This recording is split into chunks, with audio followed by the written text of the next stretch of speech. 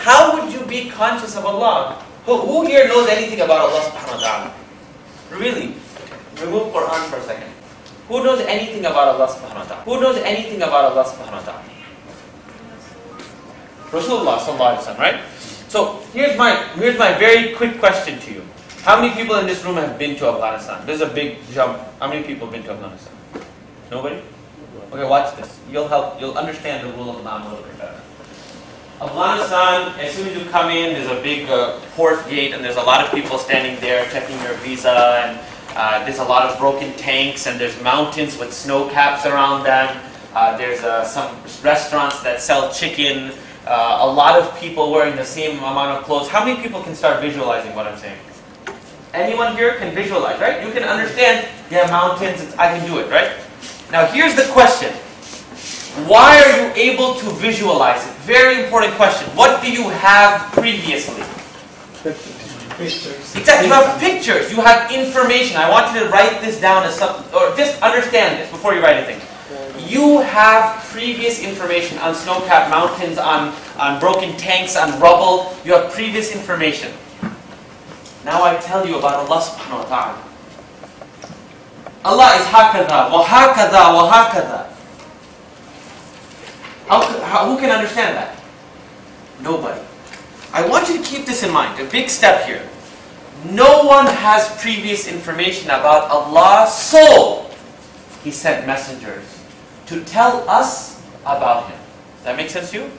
Those messengers bought books, and those books told us about Allah, but we're human beings and we forget. So Allah subhanahu wa ta'ala made a word for us to know Him by Allah. Now, we're human beings. We sucked life out of a woman for 20 months, and 5 years into our life say, Mama, you don't understand me. We forget. So Allah not only gave us a word to remember Him, but then put a law inside the word so that you would constantly be aware about Allah. So a word, a law, in the word Allah, in the book from Allah, from the messengers of Allah to tell us about Allah. This is not a tajweed rule, brothers and sisters. This is hikmah more than you could understand. Of all the letters in the world, 2 letters had exception. Allah and Ra, the letter Ra. Alhamdulillahi Rabbil Alameen. 2 letters. I mean, you start to shake. Of the 2 letters in the Quran that had a tajweed rule that would make leave the rule for a second. What does a rule make you do? What does the posted 55-mile-per-hour speed limit make you do? It makes you do you follow it or not? At least it makes you conscious. You're like, oh, I have to be conscious. So every time you get to the word Allah, you're like, hey, is the letter before it heavy or light? What are you doing? You're stopping on the word Allah. You're contemplating on the word Allah. Why are you implementing the rule? Because the law in the word from the book brought by the messengers telling you about Allah has told you to do so. But I just want you to take a second and reflect on that. This might look like that you're reading the rules. Lam and Ra, Allah and Rabb are 2 words that you are meant. That's why you're reading the book. You're not reading this for any showtime so that I can get some title that says Qari Wisam. You're doing this so you can be conscious of Allah. So next time you hear Fattaqullah, Fattaqu, Fattaqa, Qaf Damaqu, La min Allah, Fattaqullah, Fattaqullah. Which one is it? Fattaqullah. Allah's teaching you how to be conscious of Him.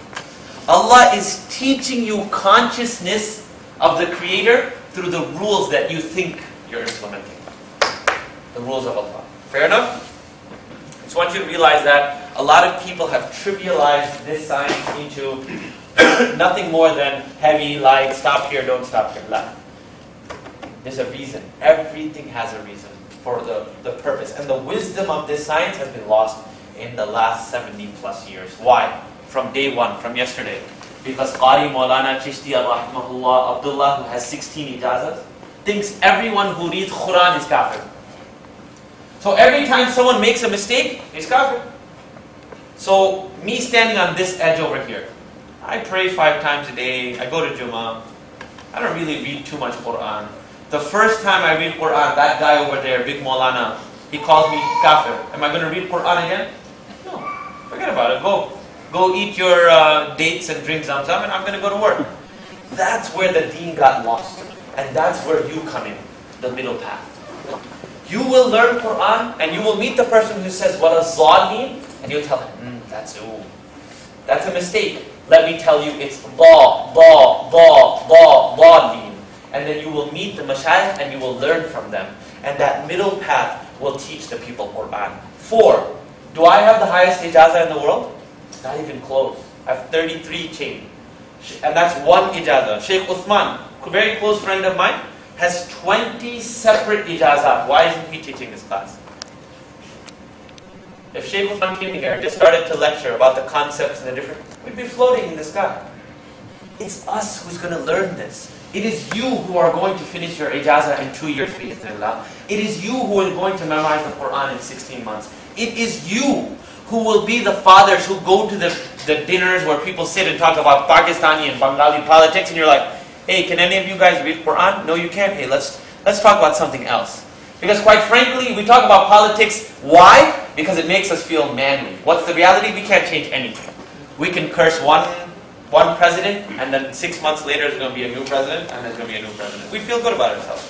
And next time someone involves you in a discussion of the 10th way to make hummus, or the 10th way to make biryani, you know what? I know how to make one.